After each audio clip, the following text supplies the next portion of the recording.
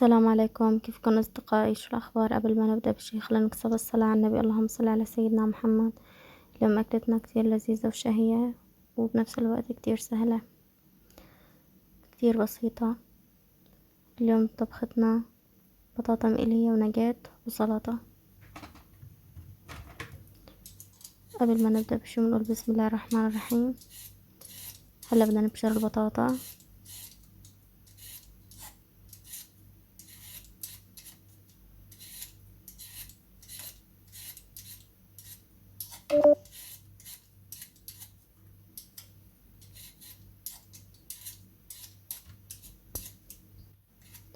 أنا عندي هوني بطاطا مالحة. البطاطا المالحة كتير منيحة للقلي، هي أحسن نوعيات البطاطا المالحة. وفي نوعية بطاطا اسمها سبونتا، هي نوعيتها كتير طيبة ولذيذة. بصراحة البطاطا عذبتني شوي في بقلبطين هيك مجبصين، صرت شيله بالسكينة بعدين صرت ابشر عشان لا يطرطش لي الدنيا كلها تراب.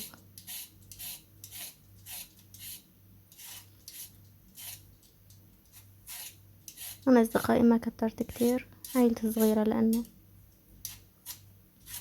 والبشارة عندي انا كتير منيحة، ما بتغمى على البطاطا. بصراحة جبت كذا بشارة، هي اكتر وحدة عجبتني. شايفين كيف اصدقائي فيهم طين كتير.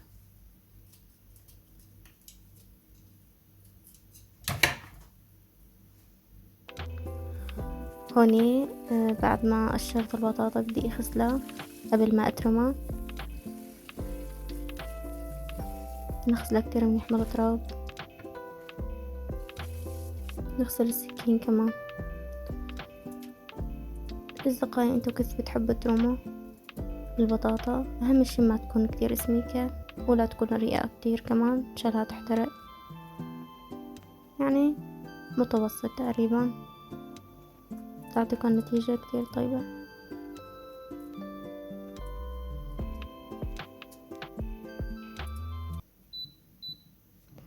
من أصدقائي بنقول بسم الله. بدنا نحمي الزيت. أنا تحت زيت نضيف، نقول بسم الله الرحمن الرحيم. طبعا حسب كمية البطاطا اللي عندكم اياها وكمية النجات فيكم تحطوا زيت. أنا عنديها كمية تقريبا صغيرة يعني. حطيت تقريبا نص معلقة ملح. أنا عندي هالبطاطا مالحة عشان هيك ما كترت ملح كتير، وأنا نوعية الملح اللي عندي اياه ما منيح كتير، يعني بتكون هيك تكتر شوي يا دوب يملح. هون أصدقائي حطيت بطاطاية، شفت حرارة الزيت كتير كويسة. حطيت الباقي، ما حطيت كل البطاطا، حطيت نص، يعني عملت لوجبتين بطاطا. من حركة تحركيكة وحدة، يعني من حركة تحريكة وحدة فقط.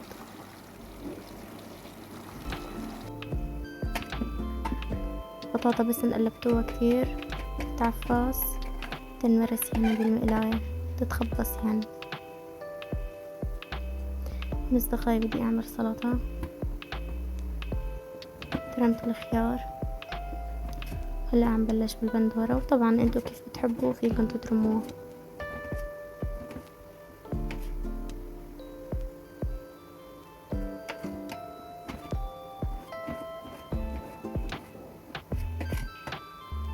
صراحة أنا خشنته.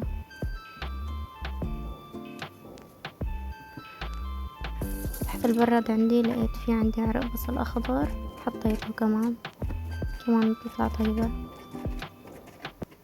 انتو من عشاق التوم بالسلطة ولا من عشاق البصل كمان بقلب السلطة؟ طب اكتبولي بالكومنت.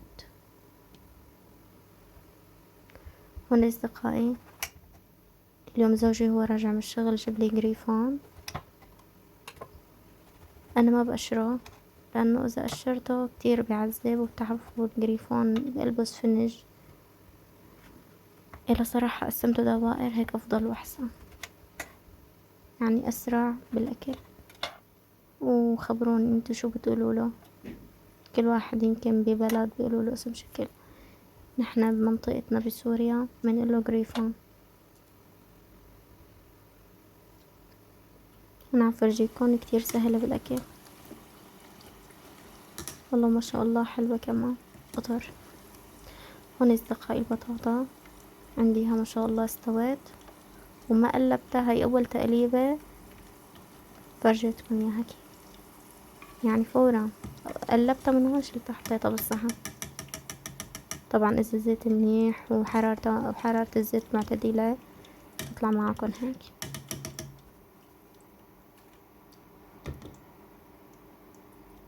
الصراحة أنا ما عندي منظم حرارة قديش أعرف قديش عندي درجة الزيت، بس نظريا تقريبا. هذا آخر تم عندي بطاطا، يبقى عندي آخر شي النجات.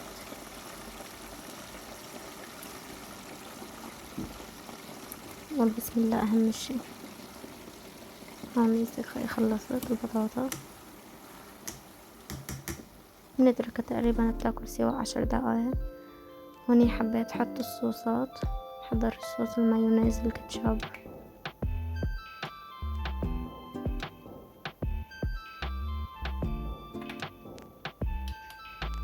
خبروني انتو شو بتحبوا صوص تاكلوه جنب المقالي بشكل عام. الصراحة أنا بحب بس المايونيز، ماني من عشاق الكاتشب أبدا.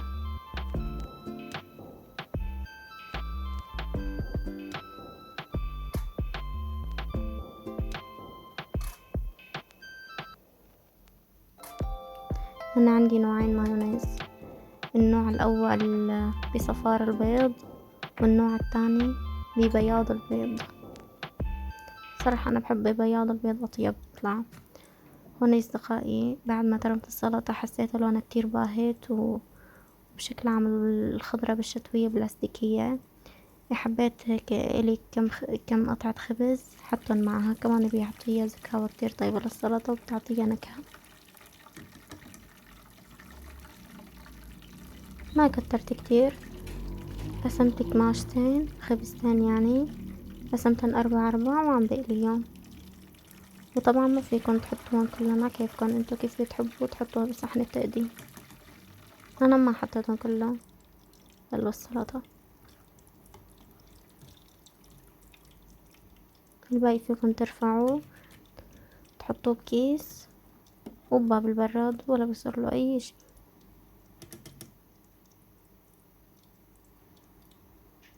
ان شاء الله انا قبل رمضان بدي اجيب كذا ربطة خبز وقليهم حطهم مع جنب ان شاء الله، عشان على سفرة رمضان فتوش الاخضر اجباري بده خبز محمص.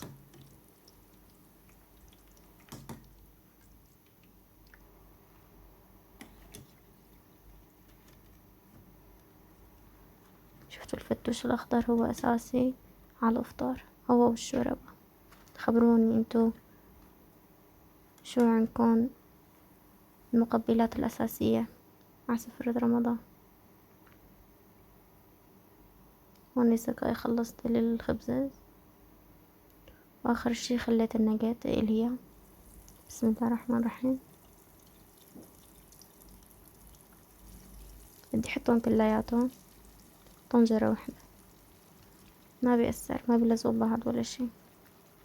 بس اهم شي بعد ما تسقطوهم كلهم بالطنجرة ما تحركوهم لبعد تقريبا شي 10 ثواني.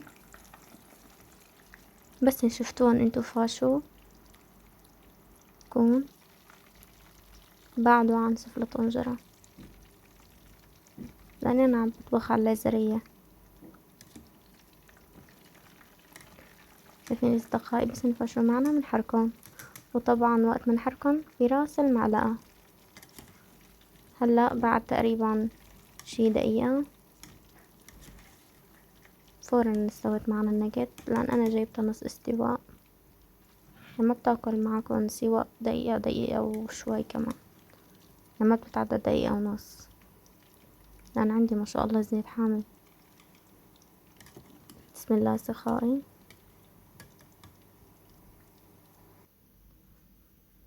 هون استقائي بدي تبل السلطة، طبعا الحمض والملح حسب الرغبة. هون أنا حضرت مخلل لفت ومخلل فليفلة حرة والصوصات والخبز المقلي حاططه. أنا حطيت حبة ملح وحبة حمض الليمون وزيت زيتون، طبعا كله حسب الرغبة وحسب الكمية اللي عندكم إياها. هون بسم الله كلهم نحركن سوا.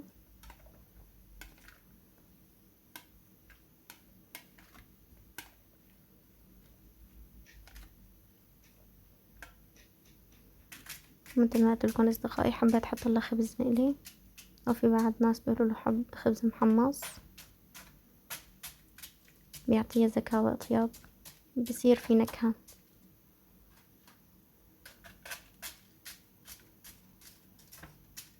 شايفين أصدقائي على لون الخبز بشهي القلب. أهم شي الخبز لازم انتوا عم تقلوا تضلوا عينكن عليه وما تتركوه ولا ثانية. وهون أصدقائي النتيجة النهائية ما شاء الله. بتمنى تنال إعجابكم، تعطوني رأيكم أهم شي بالتعليقات، خبروني انتو شو بتحبوا أكتر شي. مقالي تحبوا في كتير أنواع مقالي، بطاطا مقلية، باذنجان، زهرة، في كتير أنواع ما شاء الله. أتمنى تعطوني رأيكم، وما تنسوني باللايك والاشتراك والتعليق الصغير ونكسب الصلاة على النبي. اللهم صل على سيدنا محمد. السلام.